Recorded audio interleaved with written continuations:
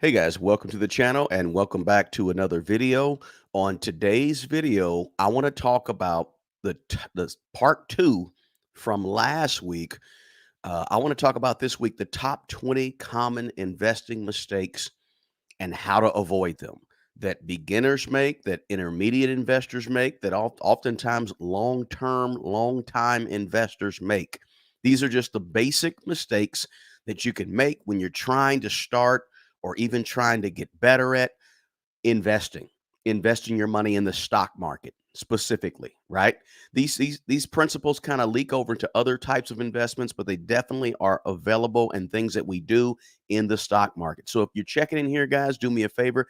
Let me know where you're coming from, what city, what state, what county, what country, and also give me a thumbs up that you can hear me okay and my voice is okay in terms of our microphone. Welcome in from Facebook.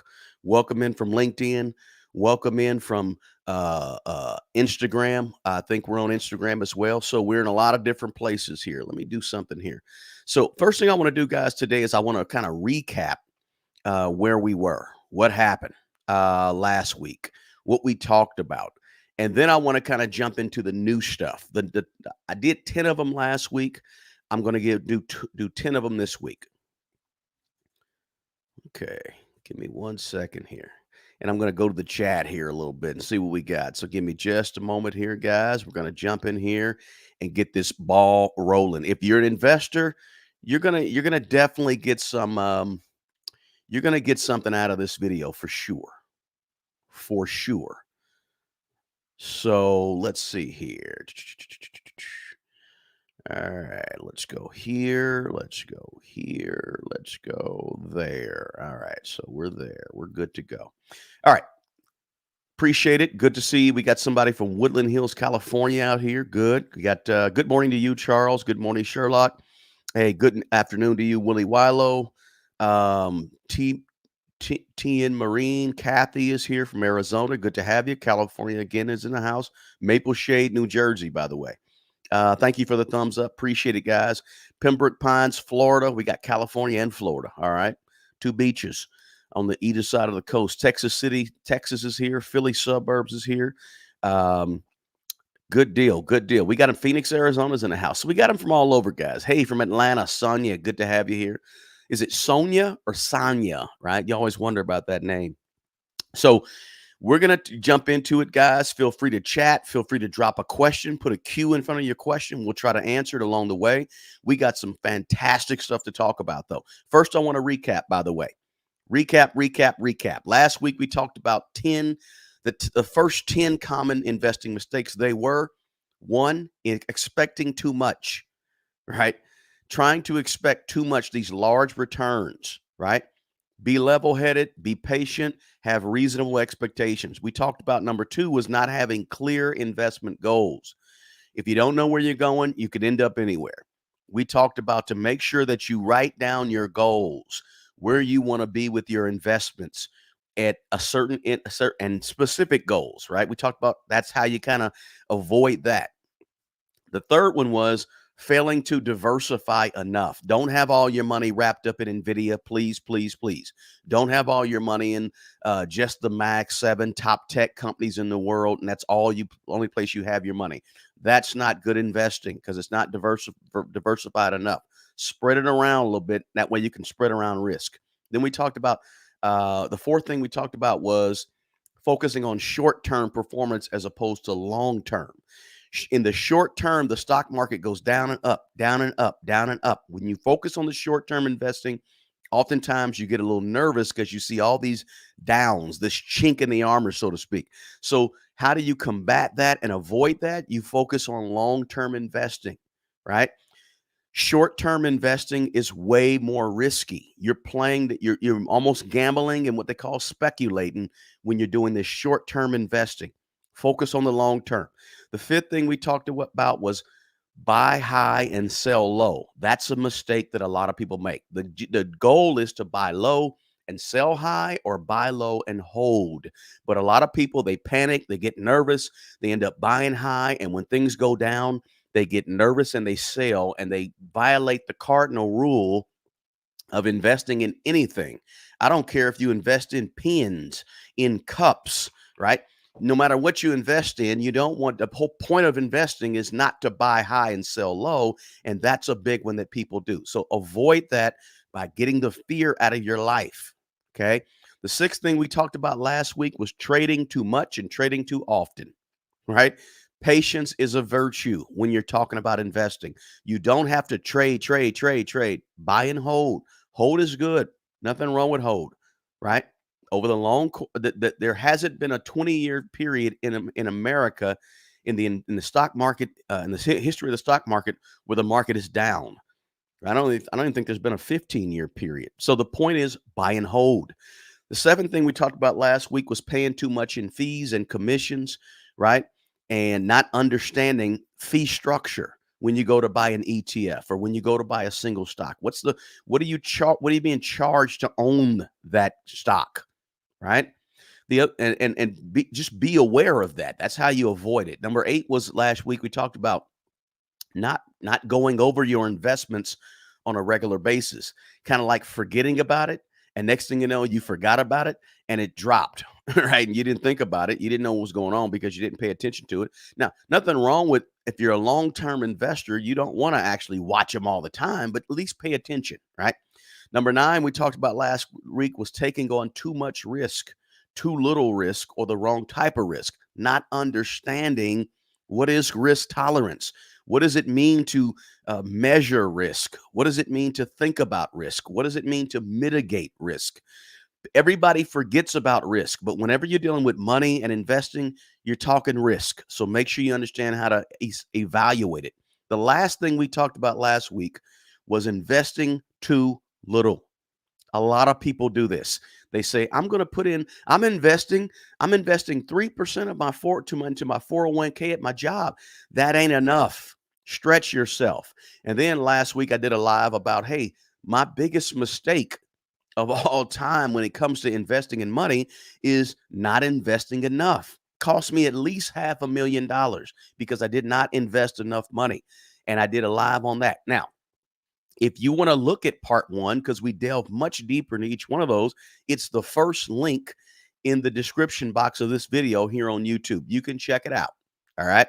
Check out part 1. Today is part 2, but I didn't want to start part 2 without giving you a recap of what we talked about last week. These are top 20 common investing mistakes and how you can avoid them. Brian is in Phoenix. Pistol Pete is in the Twin Cities. I think that's Minnesota, Minneapolis, St. Paul, maybe. Jay Steed is in here from Madison, Wisconsin. Sonia, is it Son or Son? I don't know. All right, Winnipeg, Nigel's here. Good to have you, Nigel. Let me know that, Sherlock. Let me know what that. Mucus, good to have you here. Let's see. Short-term investment will get you short-term results, no doubt. Anonymous is the host in Kansas City or a fan of KC. I'm near Kansas City, in the middle, right?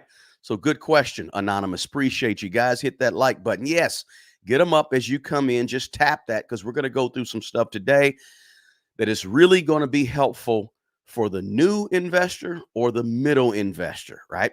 And even the seasoned investor can get some nuggets from what we're going to talk about. So smash that like button for me, guys, so this thing gets around to more and more people. And also share the link to part 1 and today part 2 with somebody you know, a friend, a family member, somebody you like, somebody you don't like, somebody in your network, your Facebook group, your IG folks, whatever, your Twitter, your X, whatever it is, right? We got somebody near Buffalo. Good to have you here. All right, so let's jump in. We recap part 1. Now we're going to go over the second set of 10 of these 20 common investing mistakes. By the way, if you saw the thumbnail for this on YouTube, no, I didn't get beat up, but I thought it was pretty cool to have, like, a black eye, right? Because these are the mistakes that beat us up. These are the mistakes that destroy us, so to speak. Sometimes they destroy our morale, and sometimes they just literally beat us up. Sonia, got you. Sonia. All right. Is it too late to start investing if you have zero investing at age 45? Let me jump into this question real quick because Tim asked it, and I want to go ahead and answer it before we jump into the 10. Tim, No, it's not too late to start investing if you have nothing and you're 45 years old. 45, look, I measure life in 4 quarters, just like a game, right? 0 to 20, first quarter. You're just trying to start to get going. You're new, you're brand new. Somebody's been helping you along throughout the first 20 years of your life, right? You're trying to start yourself, but towards the end of that first quarter of life, you got to start understanding what you want to do and figuring out where you're going. Just like in a 4 quarter basketball game or a 4 quarter football game, whatever it could be, you're just getting going. But the end of that first quarter, you ought to be able to figure out how this thing is going to go and how you need to go in the second quarter. So from age 20 to age 40 is quarter two. That's where you really get the ball rolling. Age 40 is halftime in my brain. Age 40 is halftime. So look, Tim, you're just over halftime at this point. You're just over halftime. After halftime is when you make the adjustments so that you can, by the time the fourth quarter comes, you want to have a 30-point lead and be cruising. How do you get to that 30-point lead by the end of the fourth quarter, the middle of the fourth quarter, beginning of the fourth quarter? Is by what you do directly after halftime, directly after the age of 40 is what's going to make a big difference in your 50s. So if you don't have nothing, don't trip. Just start today. Just start right now. Get going today, right? I mean, today is Saturday. Spend the time to spend 3 hours today writing out your goals and focusing on some of the things I'm talking about in this video, right? You're not too old. You got 45 years old. You're going to live to your 85 years old. That's 40 more years, right? Take out the next 25 years and get crazy on this investment thing, and you're going to be just fine. So, no, you're not too old. All right, let's jump into it. The first one today, or number 11, is this. And don't forget, guys, hit the like button for me. The first the number 11 common investing mistake and how to avoid it is this: reacting to the media. The media, the media, the media. The media is designed to program your mind. The media is designed to tell you what to think. The media today is not telling you how to think. It's teaching you what to think. So when you watch on TV these 24-hour news channels that make money by showing, all the trades and what's going on in the stock market and scaring you about what's happening. Listen, one TV station is fighting against another TV station for ad space, for for ad dollars. And so they have to fight. They have to scare you to tune in. How do they scare you to tune in? Showing you previews and making the previews attached to your fear. If they can scare you, they can get you to tune in. They know this. This is why the amusement parks work with the roller coasters. This is why you look on your social media and what do you see? You see, okay, NBC, ABC, CNN, CBS, all of them, Fox. They have hundreds and hundreds and hundreds of people working daily around the clock to provide you information on social media. Where do you think these memes and things come from? They don't just come from regular people sitting around doing nothing. They come from professional meme makers who put these things out to get you to react, to appeal to your emotions, right? They put notice when you watch Bloomberg TV in the middle of the day, they're putting these ticker symbols at the bottom. And every time you turn on even CNN at the bottom, breaking news. It ain't breaking news. It's just regular news, but they call it breaking news and put it in red and white at the bottom to attract you, right? Because they know that fear sells. Fear makes money. So sometimes as investors, what we do is we react to the media without understanding what the media is trying to do in terms of its propaganda, its manipulation, its fear mongering to get you to do what it needs you to do in terms of the market. This media can sway stock markets and sway a lot of retail investors, right? You see the stock market analysis, the candlestick charts, the graphs, really interesting, complicated looking stuff, right? Kramer on there throwing stuff, right? Look, you name it. The media is all over this whole stock market thing, whether it's the news, social media, apps on your phone, news articles, internet, your favorite, whatever. A lot of people are trying to scare you into certain investment decisions and choices, certain ways of thinking, right? You don't have to keep up with all that. It would, matter of fact, it may be foolish to try to keep up with all of it, right? It's impossible. The key that you have to do, here's how you avoid overreacting to the media when it comes to your investment choices. You have to weed through what's valuable information to you and what's not valuable information to you. Weed through the noise, right? Somebody said, cut the cord of the cable TV and the streaming devices and all that. Absolutely. You got to find your top 3 or 4 places that you feel like you get reliable information from, whether that's a YouTuber, whether that's a TV station, and you got to go with that. You don't have to pay attention to every single thing going on around you. Matter of fact, it's overload. It's overload, right? So just be aware of that. Always check the reliability of your source when it comes to your financial information. Who do you trust? What information do you trust?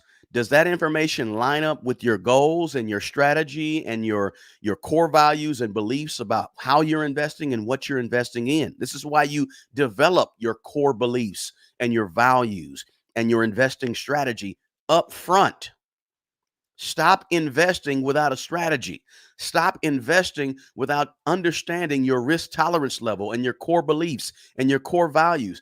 Stop investing without knowing those things, because if you don't know those things, you're going to be susceptible to listening to every piece of information that comes through, the good and the bad and the ugly. And now all of a sudden, you're making decisions on the fly based on what you hear and all this information that's coming in from all this news sources and social media and YouTube. And you're making decisions based on that instead of basing your financial or investing decisions based on your strategy and your plan, right? And all of a sudden, they're appealing to your emotions, and you're investing instead of out of sound reasoning and rationale and based on your stuff. Now you're investing based on their stuff because you're listening to everything around you, right? People that are making promises, people that are hyping you up, people that are telling you, hey, get in my options trading course and I'll teach you XYZ. Hey, do this. Listen, slow all that down, right? Cut out the noise around you. Because a lot of times these people are not telling you, stop, do your own research, check your own fundamentals.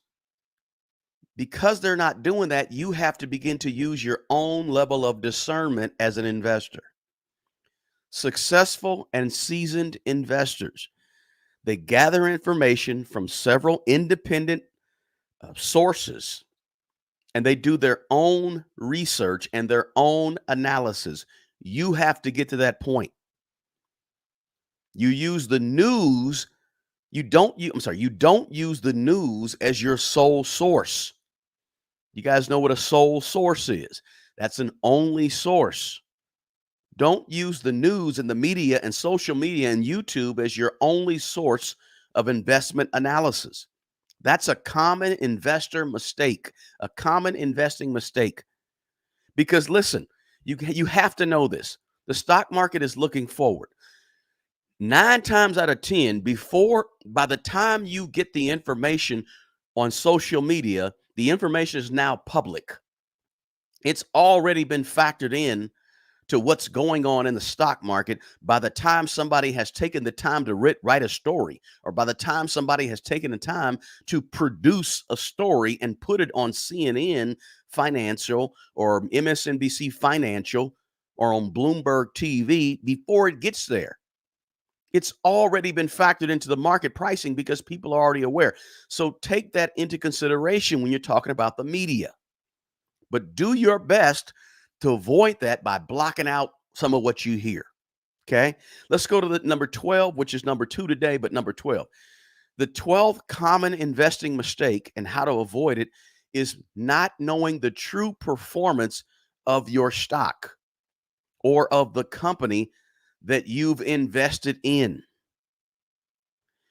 It is almost shocking to me how many people have no idea how their investments actually are truly performing, even though they know the headlines of how, their favorite stock or two or three has done. They don't know really how they performed in the context of their overall portfolio, right? Even that you have to relate the performance of your overall portfolio to your plan to see if you're actually on track. What is your plan? What is your goals? And then how has your portfolio performed in relation to that plan and those goals? I know it for some of you guys. I know this is stuff that you don't do. I know it. You may have been investing in the stock market for 20 years. A lot of people don't do it this way, but I'm trying to give you this information because I want you to try to do it right, right? So that investing becomes less of a guessing game and it becomes more of a strategic game. That if you do these certain things in a strategic way, you're not going to lose as much as if you don't, right? But don't neglect the fact of, thinking about, okay, how am I performing based on what I have? This is a step that most people don't go through. They just look at their overall balance right now and see, oh, okay, I had 20,000, now I got 23,000. I'm doing pretty well, right?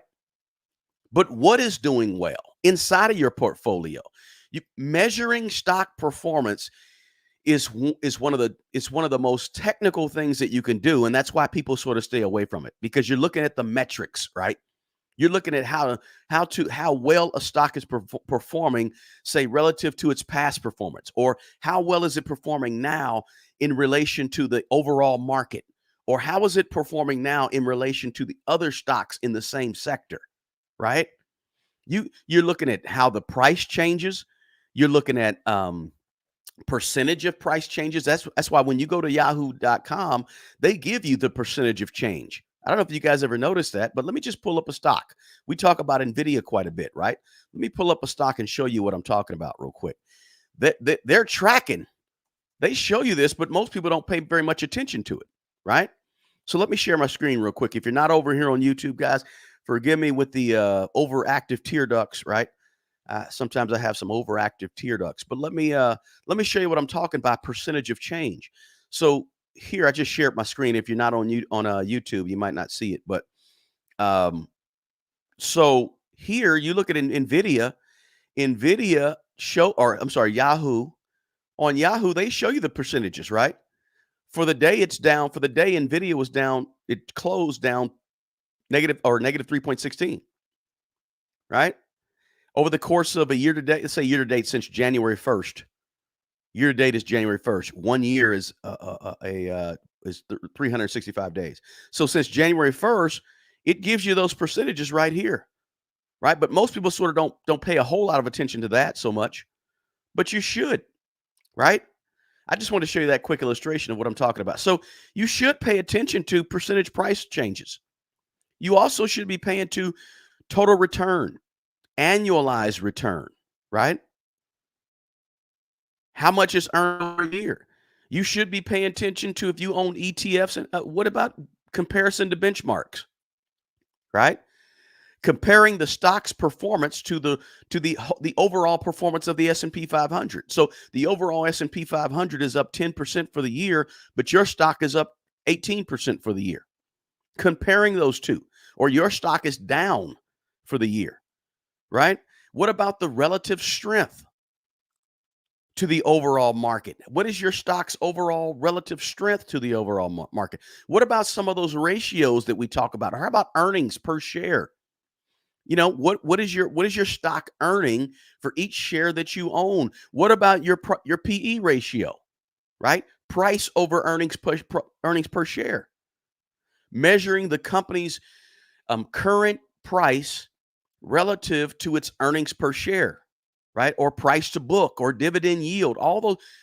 What's happening? What's the number saying about it, right? But a lot of times we skirt over how to measure the performance of a stock. We just look at the price, and the price is just one thing. The price is just one thing.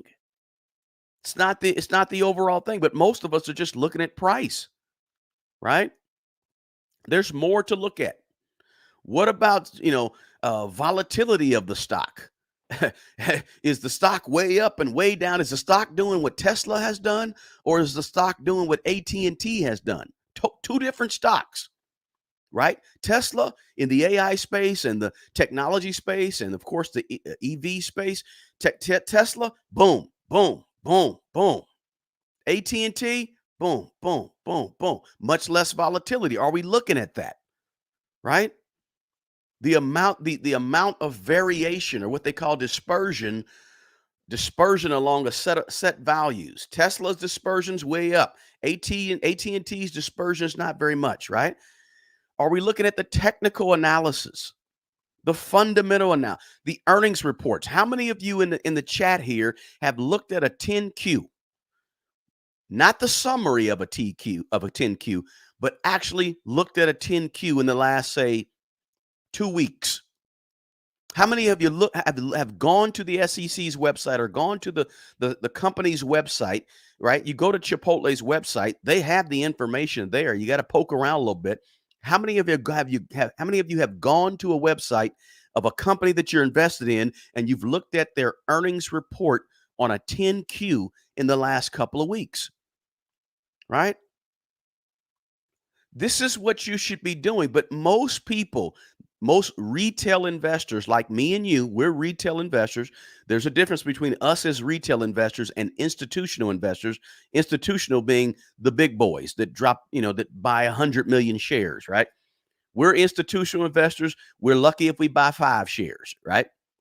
We're hyped if we can buy 10 shares, right? So we're retail investors. How many retail investors are analyzing 10Qs? Right? Understanding the earnings report.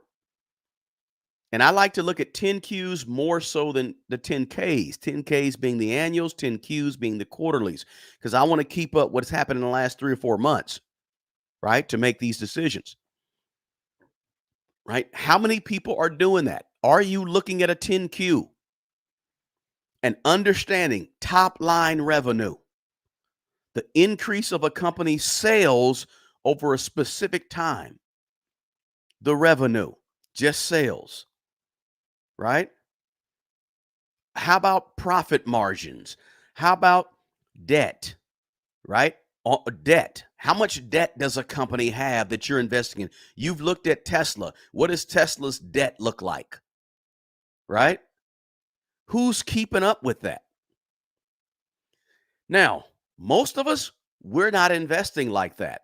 We're just looking at, the price and the hoopla, the price and everybody's hype, the price and what the article said, the price. That. Let's keep it 100. Let's keep it real on here. Let's not act like everybody's looking at 10Qs, because I know everybody's not looking at a 10Q. But guess what? You probably should be. You probably should be looking at 10. That way you can properly measure a stock's performance. Properly. And this is why a lot of people get burned in the stock market, especially when they're going for the latest, newest, shiny thing, which a lot of people do, right? They don't dig into the minutia of trying to figure out revenue, PE ratios, earnings per share, profit, net income, etc. Debt, right? We're just not looking at that. It's easier to just follow the public sentiment, to follow the hype, to read one article, to listen to one person on YouTube. It's way easier to do it that way, right? It's way easier to look at social media and see what your favorite person on social media says about a particular stock. That's wrong investing. Don't take my word for any stock. Please don't take my word. That's not how you do it, guys. I don't instead of following me, I'd rather have you do your own research and measure that against your own goals and own strategy and own value system, etc. And own risk, your own risk tolerance level, as opposed to just listening to me. I don't have the answers, all the answers for you, right? Guys, don't forget, thank you, Mrs. Moy. Hit that thumbs up button for me as we have this conversation about the top 20 common investing mistakes and how to avoid them. This is a big, big mistake, right? But we got to be looking at market cap. We got to be looking at volume, how much shares are traded over a specific period, and have to begin to think why they're being traded so much, right? Why is there a strong interest in the stock? If there's a strong interest in the stock and everybody wants that stock, there's going to be kind of high volume trading, right? But if it's a stock that nobody wants and everybody's forgotten about, they don't care about, it's dipping and dipping and dipping, and it might not be so much volume around it, right? But are you thinking about these things and combining all the things that I'm talking about in terms of how to evaluate a stock's performance? And I'm talking about the technical stuff. There's also the non-technical stuff, part of the fundamentals, right? But these are things that you have to be thinking about. Let's go to number 3 for today, number 13 total. Big mistake that people make, common investing mistake, is chasing high yield dividend stocks. This is a big one, right? This is a big one. You see, wow, that stock pays a 10% dividend. Ooh, that's pretty nice. They pay it. Ooh, that's good. I like it. I love it. Pump your brakes. Pump your brakes when you see a stock that pays a high dividend, right? The reason a lot of stocks, some stocks pay a high dividend is to seduce you.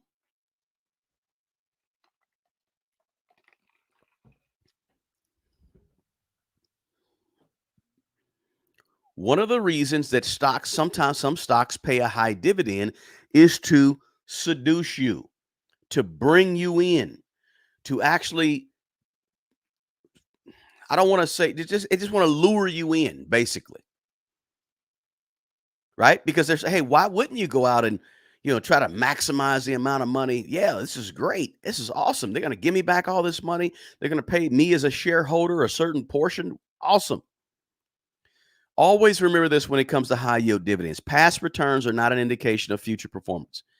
And the highest yields that you see out there in these high yield dividend stocks, they come with some of the highest risk. So be very careful about that.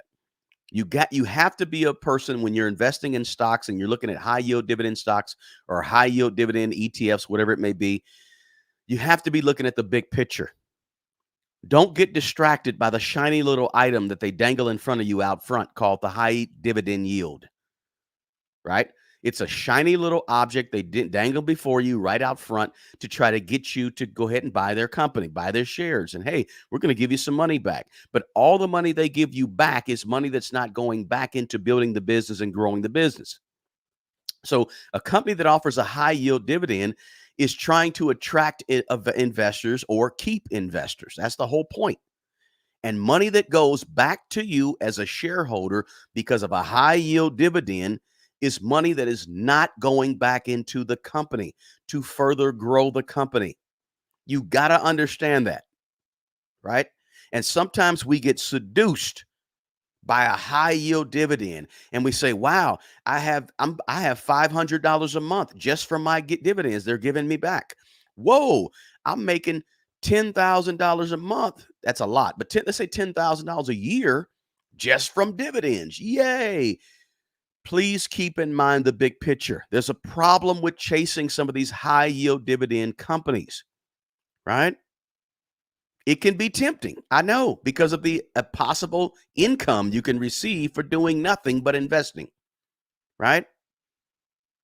But companies that have these high yield dividends, how are they growing? Okay, do they have enough to pay shareholders high dividends and still grow the company, right?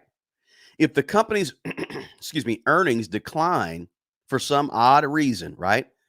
They may have to reduce their dividend. We've seen that happen, right? But an unusually high dividend, excuse me, it could easily be sort of a warning sign to you, right? So just just understand that it's not necessarily always all great. What is the cash flow of the company? What is the debt of the company? Because high yield dividends, the money's coming from somewhere. The company ain't just printing money. So sometimes the high yield dividend, again, it stops a company from expanding and growing because it's promised to give a portion of the money that it's make back to the shareholders in the form of cash. That's why I always say when you get dividends, reinvest the dividends. In my opinion, this is what I always suggest. You don't have to do it, of course. You can live off dividends, not a big deal. But I like to suggest that you reinvest the dividends because when you start reinvesting dividends, you tremendously increase your compounding effect of money over the long term, 20 years down the road. The person that took the dividends out, right? They took the dividends out. Cool. Stocks grew to 500,000. The person that left the dividends in, cool. They didn't get the money, but the stocks grew to $600,000, $650,000. The longer, the more because of compounding, right? So keep that in mind, right? Companies with these high yield dividends, check their balance sheet, check their financials because sometimes and I know we have the long termers like I mentioned AT&T. I think that's a long term steady dividend for there's some companies like that, some value stocks that give good solid long term dividends over the course of a long time. Get it, got it, absolutely. But some companies try to lure you, and they try to lure you at the expense sometimes of that money actually increasing the value of the company itself, right? So we could go deeper in that discussion. I don't want to go too deeper in there. Just understand high yield dividend stocks offer good income, look good, but they often come with a little bit higher risk. It's important to understand why a company is offering a high yield dividend and what that's doing to their fundamentals in terms of their balance sheet. What's it doing in terms of the health of the company? Understand that. Very important part, guys. And then somebody said drip. Yep, you can drip. Let's see here. Somebody said media and FOMO's real. I'm just reading through the chats real quick. No questions, no questions, no questions. Great. Let's keep it rolling. Number 4 today, or number 14 total of the top 20 common investing mistakes and how to avoid them is trying to be the Michael Jordan, trying to be the Warren Buffett of the stock market. Let me explain this one, okay? People trying to constantly time the market. Jump in, jump out. Jump in, jump out. You ever watch, and I'm a sports guy, right? You ever watch basketball and they have a guy that comes in cold off the bench? He comes in cold off the bench because they want to get him a rebound. They want to get a rebound or something. So they put him in there for rebounding purposes. And then as soon as the ball's dead again, they take him right back out. And then as soon as they need him because he's real tall, he's 7'4", 7'5", and they need to get a rebound. They know he has a better chance of getting it because he's tall, right? This person they put in the game, they're cold because they're coming in and they're coming out. They're going in and going out. It's difficult for somebody to actually who hasn't been in the flow of the game to all of a sudden take a 3-point shot and make it. It's difficult because you're not in the flow. The same concept occurs with the stock market. You jump in, you jump out. You jump in, you jump out. Market timing, trying to be the next Warren Buffett. It's very, very, very difficult for people who are not well trained at it, right? Trying to make a well-timed, jump in the market and a well-timed jump out. That's hard to do, but a lot of people try it. There was a study back, I don't know what the name of the study was, but the study said that an investor who was, listen, it said that an investor who was out of the market during the top 20 days, the 20 highest increases in the market over the course of a 10-year track, the person that was not in the stock market during that time, during those 20 top days, their overall portfolio for that 20-year span was almost cut in half. I think it was like a 5.4% um, return on investment over the course of 20 years versus a 9.4% return on investment just because of 20 days. 20 days over a 10-year span. 10, I said 10-year, 20-year span. The point is this: you got to be in the market when these top 10 or top 20 days happen. And you don't know when and when not to be in the market if you're trying to time the market and jump in and jump out. It's better off to consistently contribute as opposed to trying to time the market. Remember, don't time the market. Spend time in the market.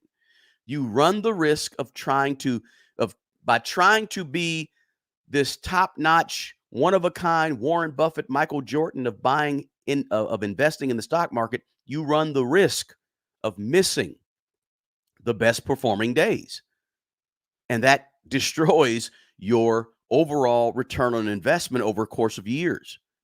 If you want to simply reduce that risk, then you simply got to just dollar cost average. I'm a big proponent of dollar cost averaging into the stock market to mitigate the risk of missing these top days in the market, right? So I say invest, invest, invest. Stop trying just to hold all your money and then buy the dips, and then hold all your money and then go buy the dips. No, just regularly put your money into the stock market. Even if it's just a little bitty amount, still do it, right? Now, let's go to number 15. Number 15, I'm just checking out the chat. Guys, do me a favor. Don't forget, smash the like button. And also check out my partner in the description box, Mint Mobile. I like to mention them. Inexpensive wireless, premium wireless services. Uses the world's largest 5G network, Mint Mobile. Link in the description. Also down there, I haven't mentioned it because I get going, get talking, and forget about it. But also also in the description box, there's 24 Laws of Money, my free ebook from me to you. Also in the description box, we have a link to our other a membership site where we actually are going to be digging deeper into individual stock picking and stock performances. You guys are hopefully going to help me over there figure out what I want to invest in. I've got some things on my watch list. We've done a few videos over there so far. We got more to come, much more to come. That link is down below as well as if you want to do have a one-on-one with me. There's a link to that as well down there, and my schedule's in the description box here on YouTube as well. Just wanted to mention some of those things. Let's see here. Looking at the chat, I want to try buy dividend stocks, but I'm cautious because of taxes. So should I put them, if I do, in a Roth? Totally up to you. Totally your choice, the Willie Wallow. You make that decision. I can't really make it for you. There's a lot of things we have to think about before we can answer that. I say here, Starbucks got a jump in stocks yesterday. Good bargain there for Starbucks. Lots of stocks are on sale right now. Let's just keep it real, right? Lots of things are on sale, and might be a good time for you to do some buying right now as we speak on this particular video, right? So if you're looking at this in the future, what are we in the middle of? Towards the middle to the middle to end of 2024. Take a look at the market. Market is starting to do a little suffering, but when the market suffers and go down, those are opportunities for investors to get in there and buy, and that's what we're doing. Appreciate you guys' information in the chat. Keep that going. All right, number 15 or number 5 for today is big mistake, common investing mistake that a lot of investors make, and here's how you avoid it. This is the mistake. It's not doing your due diligence, okay? There's so many. Let me share my screen. There's so many places, so many databases where you can check out and help you learn how to invest. So let me just share a few of them with you guys. Totally up to you, but there's a bunch of them out there. There is, I'm a big fan of this one. I'm a big fan of Yahoo Finance. Okay. On Yahoo Finance, it's free for the most part. You type in your ticker symbol. We talked about Chipotle earlier. Let's put in CMG. You plug in your ticker symbol and you can kind of navigate through Yahoo Finance pretty easily. You can see latest news from the newsroom, earnings. You can also go over here and look at some of the specifics to this particular stock, the chart, the conversations, the stats, the historical data. Here's the financials if you want to look at the financials. So in other words, what they do over here, like a lot of places, a lot of these websites, is they will take the information from the 10K and 10Qs and they will synopsize it for you, right? They will summarize it. And you can look at the income statement, you can look at the balance sheet, and you can look at CMG's cash flow. Yahoo Finance will do that for you. That's why I like it, right? And you can go to their cash flow and you can look at top line, you can look at bottom line cash flow, what they call free cash flow. That's an interesting stat. I'm gonna let you, do your own research on exactly what it is and all that good stuff. But you can look at their operating cash flow. You can look at their in cash position. You can look at their free FCF is good. Free cash flow is good, and it's right there, and it gives you a comparison over a stretch, year to year to year to year, right, and even up to this year. So you can look at, again, their balance sheet is important, and instead of you looking at a 10Q, you can go right over here to Yahoo Finance and pull some of these total assets. You can pull. We're on a balance sheet, so we're looking at assets and liabilities. There's total debt, and you can look at how their debt's increased over the last several years. Of course, you can go to the income statement, right, which is going to be revenue, top line revenue. And so there's a lot here on Yahoo Finance that's free. You can look at analysis, you can look at options, you can look at stats again, like I said. And of course, you can do a summary as well, which gives you a chart and some interesting PE ratio, gives you market cap, total market cap. So a lot of these things are free and they're right there for you right here on Yahoo, right? There's others as well. Like, we can go to, let me pull up a couple more so you guys can see. These are places where you can go and do your research. Guys, let me know in the chat, where do you like to go most to do your stock market research? Let's get that information in the chat so some folks who are new or some folks who just have one particular place to go that you can actually share some information, guys. Let me know where you go. Is it Yahoo? Is it perhaps do you go out and take a look at stocks on, say, Market Watch? Some folks use Market Watch. Not a bad place to go. You can do some analysis there as well. There's Investopedia. Not sure if you guys are familiar with that one. Let's see here. And I'm just going to run through a few of them, just show you a few of them real quick. Give me a second here. Some other places you can go. What do you use?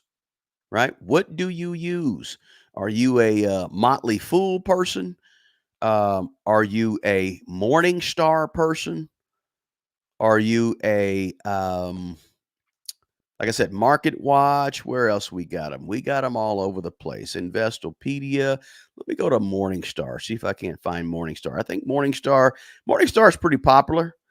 They got Seeking Alpha. Some folks like Seeking. Some folks pay $30 a month, $50 a month to have access to all of this kind of behind the scenes. That's not really behind the scenes, but it's more in-depth analysis of their stocks. And I'm showing you Morningstar right here, which is a big one as well. Right? You type in your ticker symbol and do your research, right?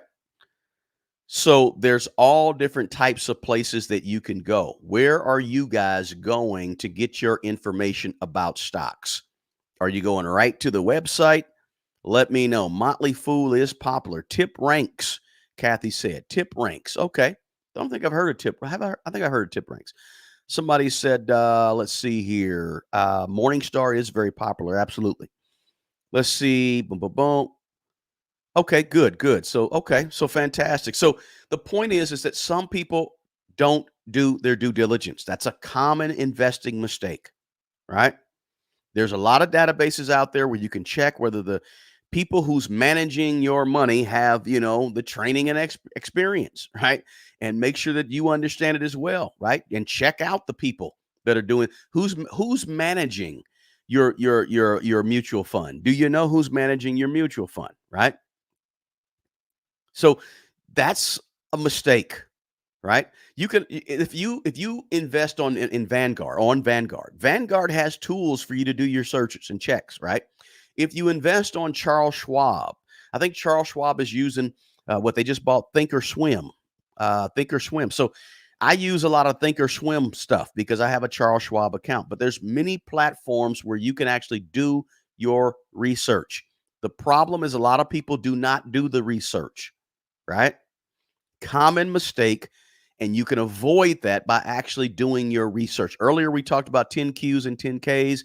You can find those and look through those and understand those. Look, by the end of today, I don't know what day you're watching this on, but by the end of today, if you took a pen and paper and you sat down and watched about 3 YouTube videos about how what to look for on a 10Q, and then you took notes and you took it very serious, like you were sitting in class, you could find out, you could know what to look for. And you can go start doing your research on one of these websites that actually provide this information for you, right? But listen, like Pistol Pete said, a simple Google search on a company and what you want to know about that company is pretty easy to do, right? It's pretty easy to do. It doesn't take paying. Some people want to pay $50 a month to Seeking Alpha. If you want to, great, but you don't have to. Yahoo is free. Google Finance is free, right? So something to think about. Number 16 or number 6 for the day is this: working with an advisor too soon. This is a common investing mistake. Working with an advisor too soon and working with the wrong advisor too soon. Your advisor should be teaching you, right? In my opinion, your advisor should be weaning you off of the advisor. But of course, most advisors won't do that because most advisors get paid from you or from your investment. But really, a good advisor will be teaching you so that 5 years down the road, you may not need that advisor anymore. The only reason a lot of advisors exist is because you don't take the time to learn this stuff on your own. You think it's too complicated. You think it's something that you've never understood. You think it's something that you can't understand. You're an engineer somewhere, but then you feel like or believe somehow that you can't understand money, right? You've learned a complicated job doing something somewhere. You're a truck driver and you've been driving trucks and you learn how to drive trucks and how to manage the whole system of driving trucks, but somehow you've been taught to believe that when it comes to money, you can't understand it. It's too much for you. It's too complicated for you. I'm here to tell you that it's probably not. Most people work with an advisor too soon. They don't even know what they don't know, but they go out and get an advisor. If you're doing your own due diligence and you're doing your own research and you're learning and you're understanding and you're doing all the things that we're talking about in this series of videos, part 1 and part 2, if you're doing all of that, including investing in what you know and understand, measuring your risk, you eliminate the need for a financial advisor, right? If Let me give you an analogy. If you are exercising on a regular basis, you're understanding diet, you're reading and understanding and paying attention to what your body is doing, you've studied movement, you've understood how to do this and you've learned how to do that, and you do this every day. If you do that, do you really need to keep going to the same physical therapist for the next 6 years? No, because ultimately you have put in the research and the time to understand and learn where you can wean yourself off of the physical therapist. Same concept with a financial advisor. Wean yourself off of them. Most people get a financial advisor before they even know what to ask or what to expect or what to get out of the financial advisor.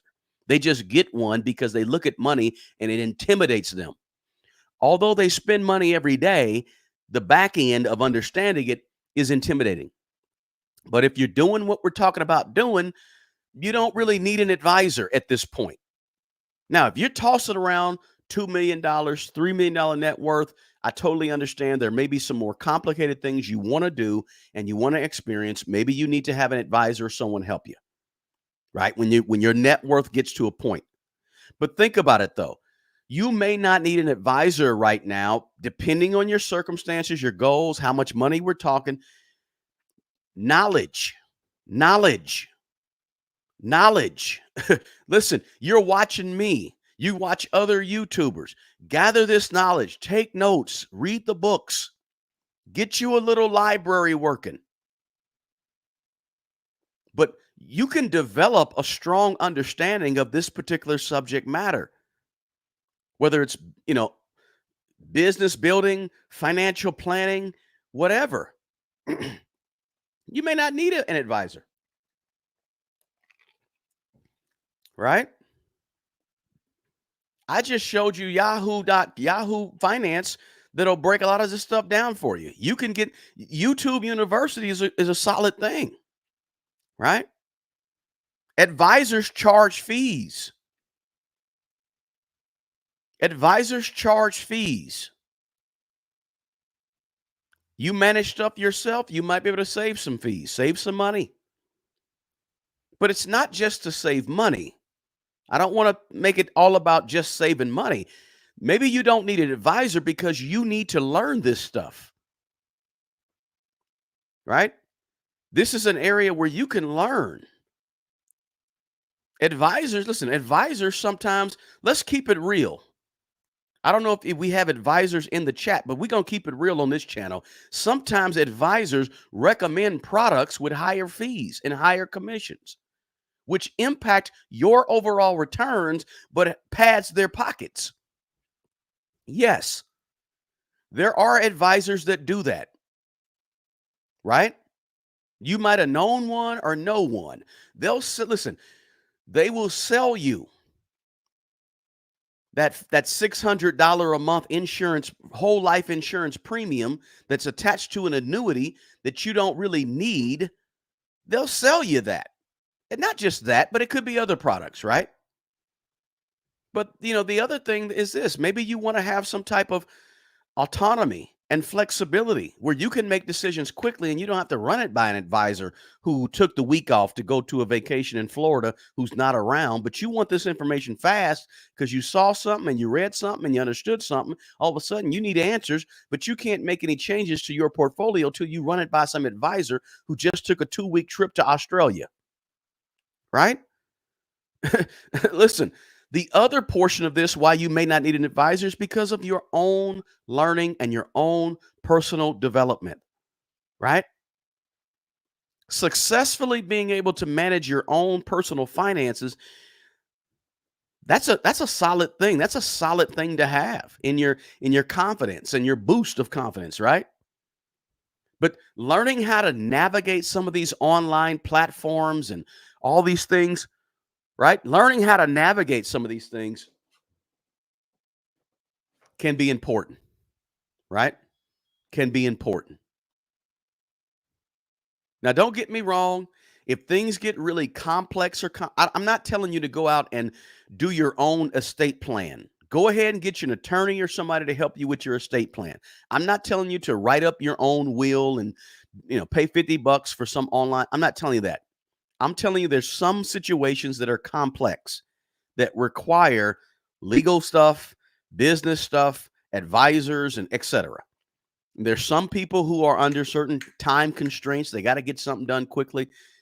Those things happen. There are some situations where, yeah, you could use an advisor. But for the vast majority of us, what we're talking about on a regular basis on this channel, handling our personal finances, handling our money, doing our budget, doing our investing into ETFs or index funds, or doing our research into individual stocks. These are things that you can do. You just got to have the confidence to say, I can do it and I can learn it. Money is not that complicated. It's really not. Most of you on here have been professionals in some job, or you've learned something over the course of time, 2 or 3 or 4 years to get going. You went through a training course or something, right? Put your own self through a training course for your own money. Number 17. Let's go to number 17. This is number 7 today and number 17 overall. Remember, I got 10 of these today. Number 17 is a big one. It's a huge one. Before I go to that one, let me check the chat. Boom, boom, boom, boom, boom. See, we got questions. Boom, boom. You guys are talking amongst yourself. Excellent. Keep it going. Keep it going. Let's see here. Let's see. Yes, you could get to the review ticket. Then boom, boom, boom. Okay, we're talking. Hey, hit the like button for me. Hit the thumbs up button for me. Now, number 17 is this. Really important, guys. Pay attention. Thank you for being here, guys. If you're watching on Facebook, by the way, in the Facebook group. Listen, sometimes when it comes to investing, one of the common investing mistakes that we do, and we got to keep it real, is we let emotions get in the way of our investing. We let emotions get in the way and cloud our sound judgment. You have to invest your money in the stock market. I don't care what you got, 401k, 403b, traditional IRA, 457 plan, your HSA, your whatever it could be, your stocks, your ETFs, your index funds, your bonds, whatever. You have to invest sort of opposite of your human nature. Emotions ruin money decisions, and investing festers up big time emotions that can cloud your decision making. And this is why I tell you guys, you have to, how do you start to avoid that? We'll talk about that briefly, but how you start to avoid that is you make a plan. Stop investing on a whim. Stop investing with the wind. The wind blows that way, you go that way. The wind blows that way, you go that way. The wind blows back here, you go back here. Everybody, the whole crowd moves that direction, you go move that direction. That's called irrational exuberance, right? Just being sheeple and just getting hyped and then investing according to your hype instead of investing based on rational, sound decision making, right? You have to avoid the emotions. Dollar cost average. Automate the thing so it goes in there automatically and you don't have to worry about how you feel in the moment determining whether or not you're going to put that $200 in towards the investment. Because if you don't automate your investing, you are going to put the money in according to how you feel in the moment. You run the risk of doing that, a much bigger risk. If you say, you know what, I'm not going to have them take $200 out of my check or out of my banking account every 2 weeks. I'm going to do it every 2 weeks. Well, guess what? 2 weeks in July, when it comes around time to do it, you're going to feel a certain way. Then when it comes around in August, you're going to feel a different way. And then in September, you're going to be sad. And then in October, you're going to be happy. And then when it comes time to do it in November, you're going to feel a little bit hyped up, right? And then when it comes time December, you're going to feel a little down. You're going to end up investing with your emotions because every time it comes time to do it, to actually put the money in, you're going to be feeling a certain way and you're going to be operating and making decisions based on how you feel. So you have to get rid of the emotion when you're investing and invest automatically. This is why automatic contributions to a 401k are so effective because it takes the emotion out. This is why dollar cost averaging is so effective because it removes the emotion. And too many people invest they lead their life with emotions, right? They respond to everything around them based. So emotions are not bad. We all need them. We all have them. But when it comes to investing, throw them out the window for a little bit and focus on rational thinking, rational decision making based on the fundamentals of what you're seeing, right? Let's go to number 18. Number 18 or number 8 today is forgetting about inflation, right? The crazy I word that we all forget about is inflation. Most investors, guys, they focus on these nominal return, what they call nominal returns, as opposed to real returns. Real returns, meaning returns that account for inflation, right? That means you got to account for all the fees and all the inflation, then look at the return. If you look at people say, wow, the S&P has returned, 10% over the last 10 years. Well, what about inflation, right? You got to look at returns adjusted for inflation because you're looking at this after the fact. And after the fact, the cost of or the money has lost value, right? So inflation, you got to think about that. You got to remember that what you can buy with your assets today is not the same as what you could buy with your assets before.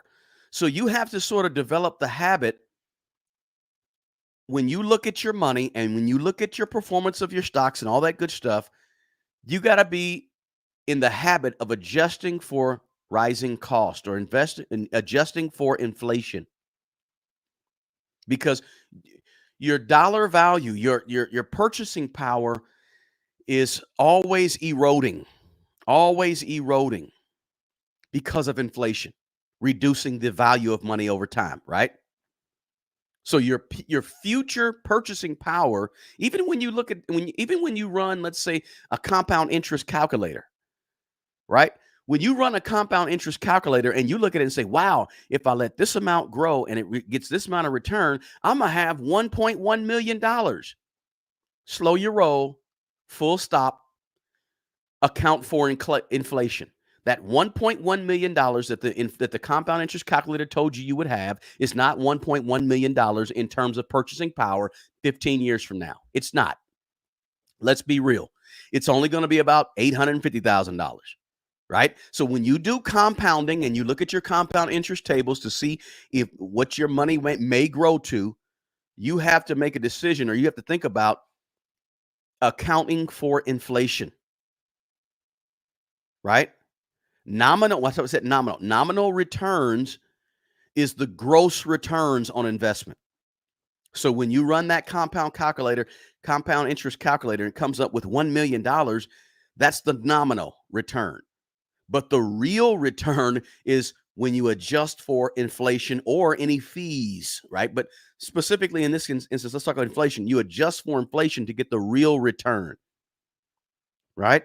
That's gonna give you the actual increase in your actual purchasing power because you've accounted for inflation. Most people leave that stuff out of the equation, and I'm telling you, don't leave it out. It would be like this: I own rental property, right? When I own rental property, when I look at the possible, the cash on cash return of a potential rental property, I have to factor in some things, right? I don't just say, "Oh, okay." Or even let's say I do this.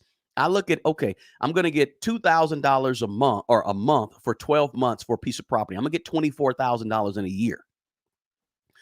I don't just come to you and say, "Hey, I made $24,000 last year."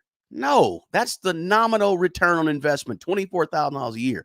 That's the overall gross because I got $2,000 in rent over the course of 12 months. $2,000 in rent over the course of 12 months is $24,000. But listen, to be smart, to give you the real return, I have to account for stuff: the taxes, the insurance, the vacancy rate, the amount of maintenance. But a lot of times people don't include those things with rental properties, just like they don't include those things with investing in the stock market. We sort of overlook something like inflation, right? And if you really want to get technical, if I have a rental property, that $24,000 I made because I collected $2,000, I project that I collect $2,000 a month for 12 months. But I haven't accounted for a possible vacancy rate. I haven't accounted for the taxes and insurance I have to pay. I haven't accounted for any maintenance that I have to do. I haven't accounted for any of the possible expenses I may have or fees that may be associated with paying someone to help me do XYZ. I also need to account for inflation, right? If I'm really technically doing this thing right and want to account for everything. But the problem in real estate and the problem with investments is people don't account for inflation. They leave it off, right? These, sometimes we call them a COLA or cost of living adjustment, or those things matter. They make a difference. So don't overlook that when you're talking about the returns of your money in terms of your investments in the stock market. Number 19 is this. Number 9 for the day is this. Some people just flat out neglect to start. Procrastination, procrastination, procrastination. That's a really, really common investing mistake. Some people don't invest enough, like we mentioned earlier, but some people just don't even start. They talk about starting, they think about starting, they research about starting, but they never start. A lot of people just fail to actually get going because maybe they feel like they lack the knowledge, or I'm not ready yet. Listen, don't worry about getting ready. Sometimes you got to punch something in the face and just get going. If you have a job, you ought to be investing in the 401k if they offer a match. If they don't offer a match, you still should be investing in the 401k or investing a little bit of your money in your own brokerage account. Just start. You can invest $5. You can invest $10. It don't take a lot to start. Just get started. This when you sit there and you're inactive and you don't do anything because you're procrastinating and waiting around, you're being, lethargic, or you're over analyzing, right? Or you're discouraged, whatever it could be. It's just hurting you, right?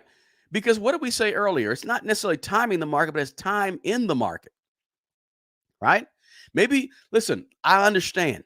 I understand, guys. Listen, I understand. You could be unsure what to do. You could be scared, fear, right? Have fear. You could be just, hey, this is a lot of information coming at me. You might feel overwhelmed by all of what we talk about. I say, hey, read the 10Q. And you say, read a 10Q, dude. What are you talking about? I can't read a 10Q. You may be overwhelmed and feeling like it's too much to do, right? I get it. It happens. You listen, I've heard people use this or say this. They say, I don't really have enough money to invest. I just said you can invest with $5 or $10. You got enough money to invest. It's just not a priority. You don't need hundreds and hundreds of dollars a month you don't have to have $500 every month to invest. You really, really don't, guys. You don't have to have that. You've got to get out of the mind frame of thinking there's something overly special about investing in the stock market. It's all about your decision, your priority. Do you want it? Do you want to learn this information? Do you want to get going? Do you want to start? Are you just sitting around telling yourself that you're waiting on the right time? Listen, the right time is today. It's a Saturday. If you haven't invested or you're changing, write your plan, write your goals, and get going. That's my suggestion. But don't sit around and procrastinate and put it off and not do it because of this, because of that, and then make excuse after excuse after excuse. Stop making excuses and start making it happen. That's my opinion, right? Sometimes I have an opinion here, get a little overly opinionated, but that's all right. Right? Let me see if I'm missing any questions, guys. Do me a favor, make sure you hit that like button. Thank you, Mrs. Moore. Hit that like button for me. Let's go to the very last one, number 20. If you got a question for me, be sure to put a Q in there. Number 20 is this. Number 20 is, this is the 20th or 10th today and 20th overall common investing mistake and how to avoid it. The common mistake is there's a lot of people out here who focus too much on things they cannot control instead of spending most of their time focusing on the things that they can control. Okay? Focusing too much on things that you cannot control when you're trying to invest your money is only going to make you emotional. Think about your own personal life right now. Everybody has problems and troubles and things that they worry about. Everybody. I don't care who you are on the planet. You're worried about something. If that thing that you worry about, if you can't control it, think about how it makes you emotional. Anything you cannot control and you worry about, it's going to make you emotional. I don't care if it's your kids, your grandkids, if it's crime around you, if it's whatever it is, it's going to make you emotional. It's going to make you mad.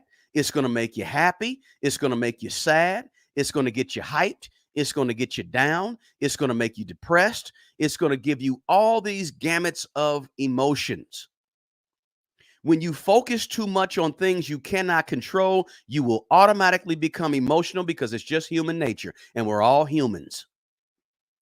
There ain't a bird listening to me right now. There's not a worm who has this tuned into their YouTube feed, right? There's not a snake. There's not an elephant. There's not a giraffe listening to me because they ain't human. But we're human, and human beings, we worry about things, and the things we worry about causes us to be emotional. So when we bring that over to the finance world, when you're trying to invest money and you're only focusing on, or you're primarily focusing on who's going to win the presidency. If you're only focusing on the bill that Congress passed last week, if you're only focusing on inflation, right? You don't control any of that. You don't control any of that. But guess what's going to happen? When you're focusing on those things, it's going to bring up some type of emotion. I don't know, good, bad, ugly, whatever it could be, but it's going to bring up emotion. And if you try to infuse that into your investing, now you're being an emotional investor, and you're bound to make bound to make mistakes. So you have to avoid this common investing mistake of trying to make investing decisions based on things that you have no control over, that are outside of you. This is why it's important. And there, to some extent, you're going to be looking at and thinking about the projection of a business, right? And in some respects, let me just make this very clear, because there's sort of a fine line here that needs to be explained. In some respects, when you look at Nvidia as an investment, you're going to want to somehow take in consideration some of the geopolitical things that's going to happen that may impact the stock, that may impact the company. And when I say geopolitical, I'm talking about Nvidia, with what's going on with where they get their semiconductor stuff from, which is Taiwan, the company TSMC, that Taiwan company. There's an issue with that Taiwan company and Chinese control of Taiwan, right? The TSMC is the company that provides much of the world's most important semiconductors to the big companies, including Nvidia. And so, yes, the issue of perhaps a war between China and Taiwan could affect the Taiwan imports, or the imports of Taiwanese semiconductors to China and other places around the world could be hampered and affected, and it could ultimately affect our stock and our holdings in Nvidia. So, on one respect, you have to sort of think about those things that have a potential to impact your stock or your company. But on the other hand, you have to make sure that you're not allowing those things to drum up the emotions within you to make a bad decision. So there's sort of a fine line there as well, right? People always talk about, hey, look, I can't tell what the future is, but listen, you can't really take action to shape the future. I'm sorry, you can't really take action based on the future, and based on things you're not quite sure, based on things you cannot control. You can't control what's going to happen in a lot of instances, but you can certainly invest your money. Let me say it a different way, because I don't want to confuse you guys. What types of things are out of your control when you're investing in the stock market? Market volatility. You can't control if the market's up today or down tomorrow. You can't control that. Stock prices fluctuate, right? Based on, like I said, geopolitical issues, wars, whatever, economic data that's released, all that stuff. You can't change market volatility. So don't get all emotional about it. Oh my gosh, the market's up. Yay. Oh my gosh, the market's down. Whoa. Right? No emotion. Volatility happens. You can't change it. Inflation. Inflation goes up, inflation goes down, inflation increases a lot, inflation increases a little. You can't change it. Unemployment. Unemployment, the level of unemployment, the rate is what? 4.1 now, 4.2. You can't change inflation rate. I'm sorry, you can't change unemployment rates. Okay? Don't get emotional about it. You can't change the GDP. The GDP. All right? You can't change it. Nothing you can do about it. Don't make investing decisions. Don't get all hyped and emotional about the GDP, the first quarter GDP or second quarter GDP. Is there going to be a stock? Is there going to be a recession because the GDP is going to be down for 2 straight quarters? We don't know that, right? You can't. You also really can affect corporate performance. Think about corporate performance. What Jensen Huang does with Nvidia in terms of managerial decisions, in terms of how AMD and the other competitors are coming after them about regulatory changes that the SEC puts in place. You can't do anything about any of that, right? Interest rates, whether the Fed decides to increase the interest rate or lower the interest rate next week, in a week and a half, or lower the interest rates in September, that does not affect, you cannot change that. So you cannot afford to worry about it, right?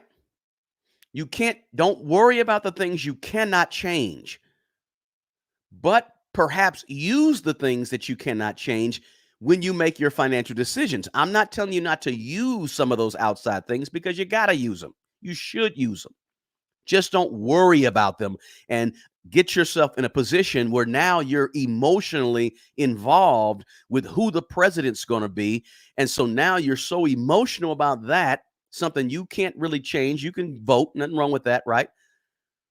But we just don't know for sure, right? Wars and what this leader of this country is going to do versus this leader of this country, it's out of your control, right? New laws and things like that, out of your control.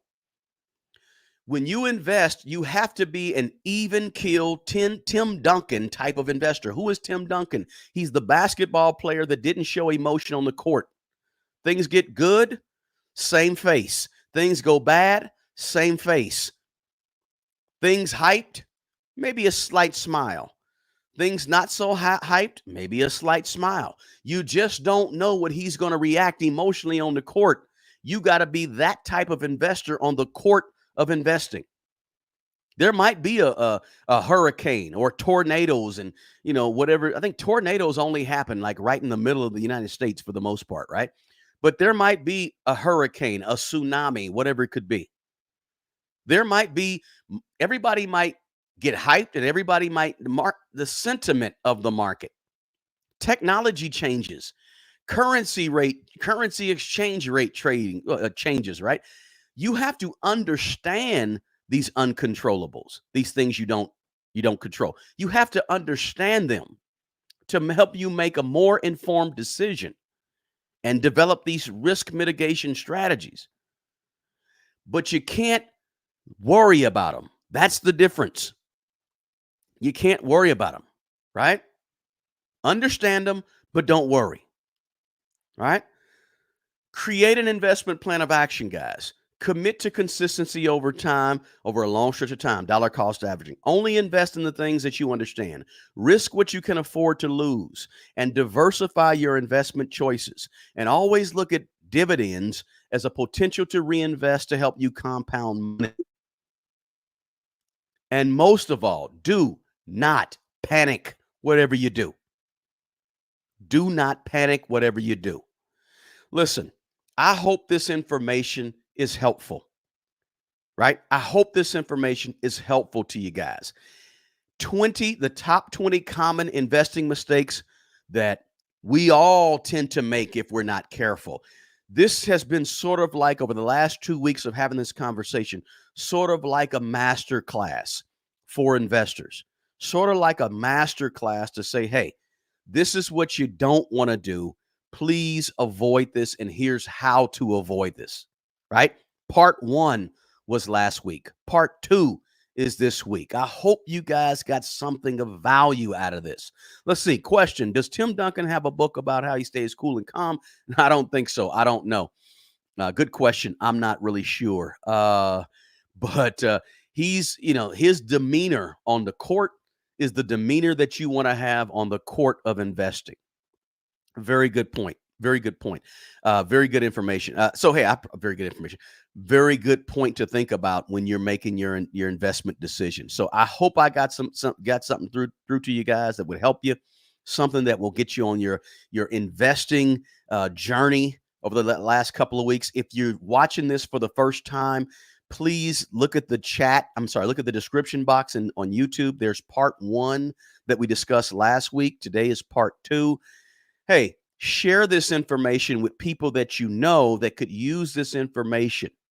Share it. When you come across good information, good teaching, good preaching, good knowledge, pass that knowledge on to other people so that other people have a chance to grow and learn from that information as well. Share it in your Facebook, share it with your network of people, send it out to at least two people, right? At least a couple of relatives or a couple of cousins or a couple of friends or what have you.